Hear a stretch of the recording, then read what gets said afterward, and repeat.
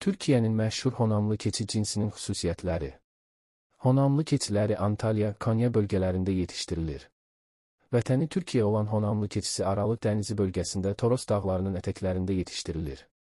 Honamlı keçisinin bədən rəngi demək olar ki, tamamilə qaradır. Alın və ayaqlarda ağ ləkələr də var. Honamlı keçi cinsinin görünüş xüsusiyyətləri. Honamlı keçi cinsinin bədən rəngi qaradır.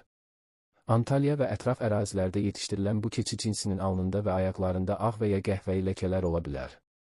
Bu keçi cinsinin erkəklərinin buynuzları dişilərinə nisbətən daha inkişaf etmişdir. Honamlı keçi cinsi iri və uzun bədən quruluşuna malikdir. Quyruq hissəsi daha uzun və daha qotalıdır. Qulaqları qalın və kiçikdir. Bu cinsin ən diqqət çəkən xüsusiyyəti tağlı burun quruluşudur. İnsanlarla çox yaxşı anlaşır. Honamlı keçi cinsinin məhsuldarlıq xüsusiyyətləri. Honamlı keçi cinsinin erkəklərində diri çəki artımı 70-90 kiloqramdır. Dişilərdə diri çəki artımı 50-60 kiloqramdır.